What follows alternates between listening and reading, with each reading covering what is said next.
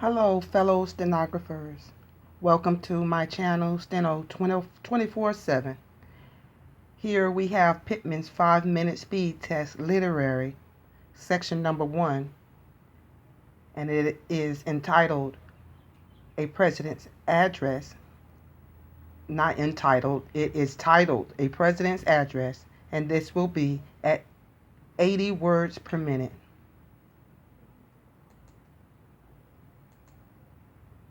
Ready? At 80 words per minute, literary. Let's begin.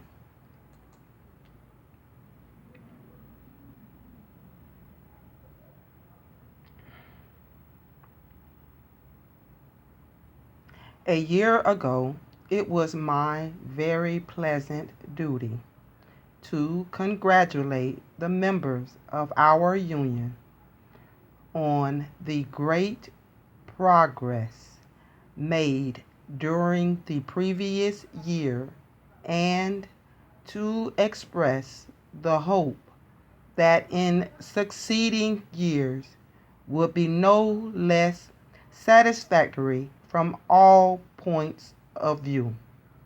It is, therefore, not without a degree of pride that at this conference I again have the pleasure of calling attention to our continued growth and to our increasing influence over the conditions of employment of the clerical workers of this country. Our membership is larger by several thousands than a year ago, and although considering the large field we have on which to work, progress may seem slow. Closer acquaintance with the life and conditions of the average clerk shows that this view is quite a superficial one, and that our growth during the past 3 or 4 years is almost phenomenal.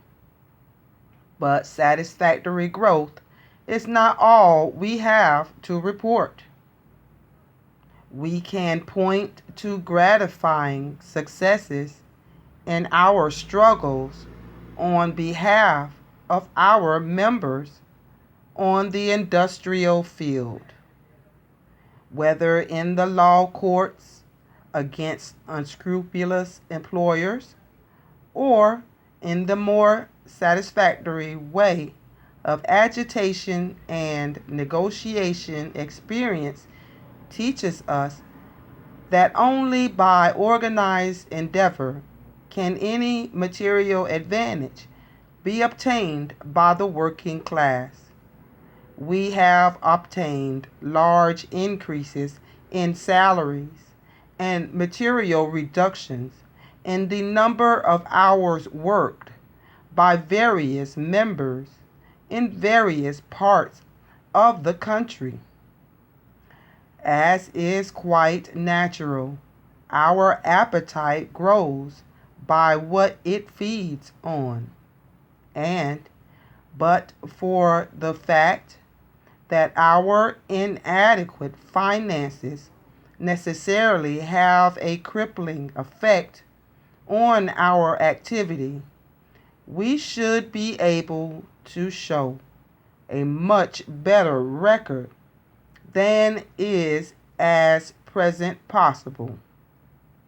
No movement is worth much which cannot command the wholehearted sympathy, devotion, and self-sacrifice of its adherents, and what has been done by other sections of the working class movement ought surely to be emulated, if not improved upon, by the clerical profession. It was but yesterday that the clerk was looked upon as hopeless in the trade union world, partly because of that his work in the office, by its very nature, had contributed to his divorcement from the craftsmen in the workshop.